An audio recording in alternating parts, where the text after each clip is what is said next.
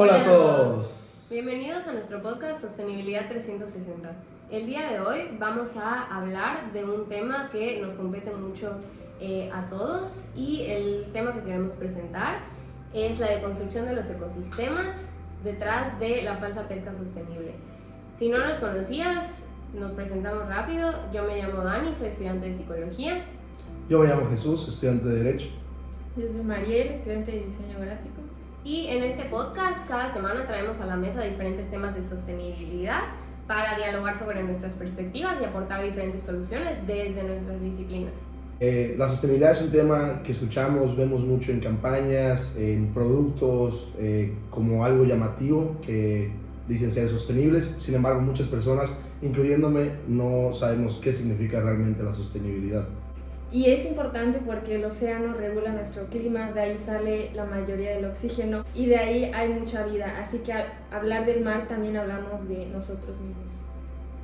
Sí, justo, Mariel. Y pues bueno, ahorita vamos a dar por comenzada como esta sesión para hablar de este tema que nos compromete muchísimo a todos, tanto a los que estamos viendo este podcast como quienes lo estamos haciendo. Entonces pues vamos a hacer esta dinámica muy a manera de plática entre nosotros, y tenemos nuestra computadora acá para guiar nuestras preguntas y todo lo que vamos a estar hablando el día de hoy. Entonces pues vamos a comenzar. Jesús, no sé si quieras comenzar para dar un poquito de contexto a todos, hablar sobre qué es la sobrepesca y por qué es un tema tan importante y tan grave en la actualidad. Claro, Dani, les comento, la sobrepesca básicamente es capturar más peces de los que pueden reproducirse. En un documental que les recomiendo muchísimo, está en Netflix, se llama Seaspiracy, nos dan datos padrísimos, nos quedamos sorprendidos los tres cuando lo vimos. Uno de los datos es que en un año se capturan aproximadamente 27 billones de especies marinas, y según el World Life Fund, un 34% de las pesquerías del mundo están sobreexplotadas. Claro, y es por eso que Hannah Ritchie, una científica muy reconocida en el tema de sostenibilidad, menciona que en su libro El mundo no se acaba, que va a haber un colapso global para el año 2048. Justo, aunque igual a mí eso me llama mucho la atención, porque si bien ella abre con su libro esta parte de colapso, menciona que muchas veces nosotros nos podemos confundir y poner de sinónimo extinción a colapso, y en realidad no es así en el mundo de la pesca. El colapso en la pesca quiere decir que en la actualidad solo puedes pescar ni un 10% de lo que se pescaba en los mejores años, ¿no? Y creo que también algo que lo ejemplifica mucho es lo que hablaban de que actualmente solo queda el 3% del atún original. A mí eso me impactó muchísimo. Y bueno, Mariel, no sé si nos quieras contar ahorita un poco de por qué nos debería de importar esto, incluso si no comemos pescado recurrentemente. Sí, claro, por muchas razones. La principal sería por las ballenas. El ciclo que hacen las ballenas es cuando salen a la superficie a respirar, fertilizan el plancton, y eso causa también dióxido de carbono que ayuda al oxígeno. Y muchos creemos que solo de los árboles sale el oxígeno, pero no, también es muy importante porque la ballena tiene un ciclo para el oxígeno.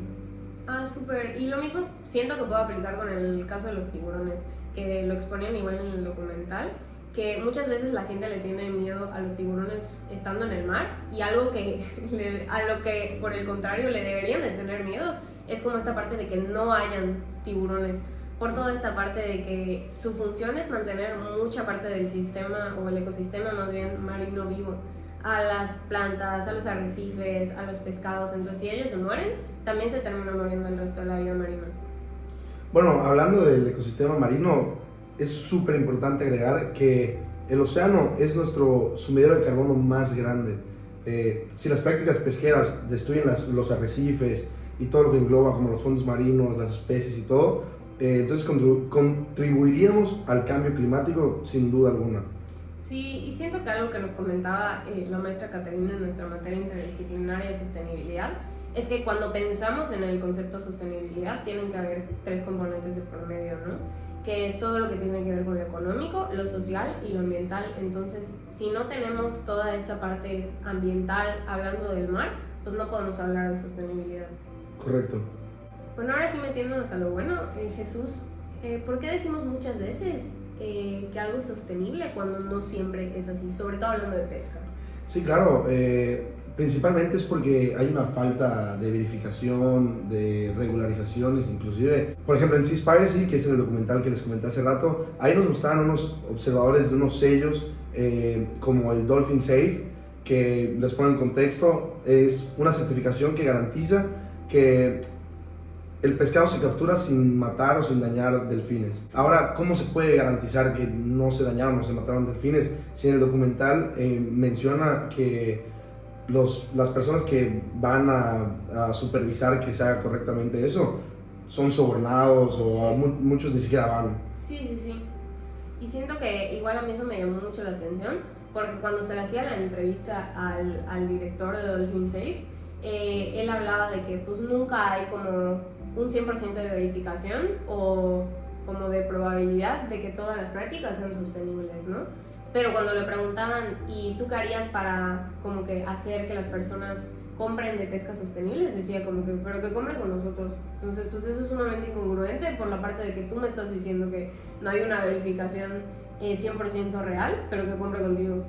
Sí, y aparte de eso, los sellos no mencionan cuánto plástico dejan en los mares, porque las redes que usan son redes industriales de plástico súper resistente. Entonces, cuando no las usan o las se rompen o las tiran, pues es muchísimo más contaminante que los popotes, que se hizo muy de moda, los popotes que no usan popotes, pero las redes son las que más contaminan, son toneladas de plástico. Sí, otra de las prácticas, justo hablando de esto, es como la pesca de arrastre, que para quienes no saben, y los ponemos un poquito en contexto, son estas redes grandotas que se tiran al mar y van arrastrando todo como una escoba. Y se hablaba de que se llevan alrededor de 1.500 millones de hectáreas de plantas marinas al año. Entonces igual eso es súper perjudicial para el mar y la vida marina que hay dentro. Como las de Nemo, ¿no? La película. Oye, Dani, ¿y tú qué piensas del consumo? Porque aunque digamos que no comemos mucho pescado, también influye. Pues siento que es todo un tema y a mí me ha costado mucho comprenderlo, porque yo sí como pescado, pero no de manera tan recurrente, si acaso una vez a la semana. Y siento que mucho de lo que he aprendido con todo lo que hemos visto, tanto en el semestre, con investigaciones y el documental, es esta parte de, aunque no lo consumamos de manera recurrente o no lo consumamos del todo, también lo financiamos por esta parte de, o sea, que también se encuentra en cadenas de suministro, al pagar nuestros impuestos, o también en alimentos procesados que llevan ciertas partes del pescado sin que nosotros pues lo sepamos, ¿no? Entonces, de cierta manera, aunque creamos que no estamos vinculados, siempre está como en la parte de nuestro sistema económico involucrado. Sí, claro, exacto. Lo peor de todo es que muchas pesqueras ilegales se mezclan con las legales y entran al mercado y, o sea, está horrible porque para empezar hace un daño en el ecosistema muy, muy grave. Sí. Y aparte de todo, nosotros, o sea, como consumidor, o sea, nos exponemos un riesgo por como comenté, está mezclado los que no están regulados con los que sí lo están y por eso hay muchas enfermedades. Sí, y agregando a eso, también hay mucho en las etiquetas que usan greenwashing, que es básicamente que las empresas fingen ser responsables ambientalmente y pues no lo son, entonces solo fingen y muchas empresas usan eso para ganar mucho dinero. Sí, y con esto que comentabas, siento que la industria gana muchísimo, o sea, beneficiándose de eso, y creo que por eso es importante como tener tanto los espacios como fuentes que nos permitan como informarnos un poquito más con respecto a eso, para que nosotros igual estemos como informados de esta situación. Bueno, pasando ahorita a otros asuntos, otro tema que yo creo que es importante hablar es el tema de la captura accidental, que es una práctica súper cruel y que de acuerdo al World Wildlife Fund es una de las principales consecuencias más bien de la sobrepesca o que vienen con ella y que se ejerce mucho en el mundo marino. Entonces yo siento que en sí es una práctica súper cruel. Sí, totalmente. Hay más de 300,000 cetáceos como los delfines, las ballenas, etcétera, que mueren, o sea, todos los años por las redes. O sea, inclusive hace rato que tú tomaste el tema de los popotes en las tortugas y así, pues en realidad eso nada más fue moda, porque en realidad hay cosas peores como que se quedan atrapados en redes. De igual manera, también tortugas, tiburones, mantarrayas son especies que no forman parte del objetivo comercial, sin embargo, como daño colateral, terminan afectados. Sí, y creo que en Seaspiracy algo que nos planteaban, que al menos a mí me llamó mucho la atención, es que de accidental pues no hay nada en realidad, porque ya esta parte de la pesca accidental viene contemplado en el aspecto económico cuando la gente sale a pescar, y además como que ya existe la tecnología suficiente para que puedan implementar redes o técnicas de pesca sin que dañe a las poblaciones marinas que no son objetivo. Sí, está terrible, y aparte, hablando de esto, me recuerda a la piscicultura, que de hecho Hannah Ritchie y el maestro Javier Aranda de la licenciatura de Recursos Naturales mencionaron que era una manera más sostenible de tratar la sobrepesca, pero en el documental dicen completamente lo contrario. Sí, como que contradicen mucho esta idea. Y para quienes no saben, la parte de piscicultura consiste en capturar y crecer de manera responsable a los peces, alimentarlos y todo para su posterior venta. Pero en lo ideal yo creo que en todo esto se debería de tener muy en cuenta el cuidar los peces, contabilizarlos, saber qué alimentos darles, cuándo los puedes pescar, en dónde, porque muchas veces hay poblaciones de peces en donde hay épocas que están en reproducción y no debes de capturar.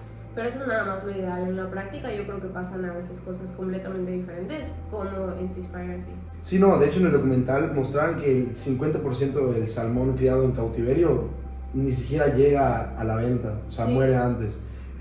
También muchas especies que resguardan, crían para la venta, que viven en lugares contaminados, como dices, la alimentación que les dan es terrible. Sí. Digo, mientras salga más barato, pues obviamente lo van a hacer. También eso nos hace cuestionarnos de qué es lo que en verdad les dan de comer, qué nos asegura que sus prácticas sean sostenibles como dicen, y cómo es lo que hablábamos con las etiquetas y que promete sostenibilidad y no lo cumplen.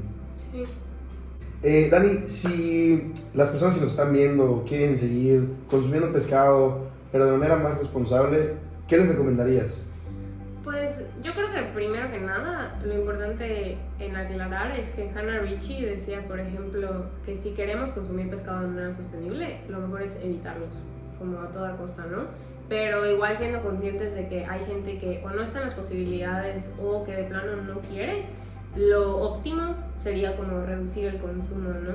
Sobre todo como de especies que ya están muy sobreexplotadas, y eso no lo decimos pues nosotros nada más así por decir, lo dicen organizaciones como la FAO, Greenpeace, World Wildlife Fund, que como que año con año suben estas revisiones de las especies que están como más comprometidas, y dentro de ellas pues las que hablaban tienen mucho que ver con el atún, los tiburones de todas las especies, el bacalao, sí, el pez espada, el mero, que es algo que se pesca mucho aquí en Mérida, en Progreso, y también el salmón, que digo, otro dato que hablaba una de las personas en el documental de Seaspiracy es que muchas veces creemos que mientras más rosado está el salmón es más sano, ¿no? Y nos hablaban ahí que sobre todo por las prácticas en la piscicultura o en sí en el mar, son especies que están muy enfermas, entonces son grises y les van inyectando el color, entonces ahí pues también es una falsa creencia de cómo nos lo están presentando y lo que nosotros pensamos con respecto a eso. Pero ahora en la parte de consumo, teniendo en cuenta como las diferentes posibilidades de la gente, pues yo daría como 3 opciones, ¿no? Que una sería que si comes pescado de 3 a 4 veces a la semana, o sea que si es tu mayor fuente de proteína, le bajes a 1, pero puede ser de manera progresiva, o sea puede ser que en una semana 4, en otra 3, 2, hasta que llegues a 1. Si lo comes una vez a la semana, yo lo guardaría sobre todo para ocasiones especiales, claro, para días específicos, sí. Y ya si de plano no lo comes, pues digo, ya estás contribuyendo desde ahí. Totalmente. Y aparte no es dejar el pescado por completo, es saber el impacto que tiene. Pero ¿qué pasa si una persona necesita el pescado o no lo puede dejar de comer? Bueno, aquí entra justo lo que me dijo mi nutrióloga, que se llama Renata Solís. Ella es especialista en psiconutrición y es egresada de la MELLAB. Y pues ella nos ayudó muchísimo como a recopilar información y a darnos consejos con respecto a la alimentación, cuidando esta parte. Y ella nos decía que el pescado es conocido por 2 cosas, que es una buena fuente de omega 3 y también de proteína, ¿no? Es lo más característico. Y ella hablaba que específicamente de las alternativas del omega 3 estaban las nueces, chía, que es una semilla, la linaza, los edamames, las verduras de hoja verde y también los suplementos de omega 3 de las microalgas, que básicamente de ahí es donde los pescados obtienen el omega 3, no es que ellos sean en su totalidad omega 3. Y en la parte de proteína, lo equivalente al pescado serían pues lentejas, garbanzos, los frijoles, el hummus, las almendras y las semillas. Entonces aquí pues de manera resumida, con la actualización que ha habido últimamente en el plato del buen comer, todo lo que tiene que ver con las legumbres es una buena fuente de proteína que puede sustituir el consumo del pescado también. Oye Dani, no sé si Renata te comentó respecto a las vitaminas o minerales que aporta el pescado. Mucha gente cree que sin pescado estas vitaminas les van a hacer falta, entonces ¿te dijo algo de eso? Sí, justo también me platicó un poquito de esto. Y pues en el pescado hay muchas vitaminas liposolubles que se pueden obtener de otras fuentes, y aquí hablaba de la vitamina A específicamente, puede ser en zanahorias, espinacas, toda esta parte como de verduras, el mango igual como fruta o el camote. La vitamina D puede ser de la yema de huevo y también de los hongos, o sea de los champiñones. La vitamina E con frutos rojos, que es todo lo que tiene que ver con frambuesas, fresas, cerezas y así.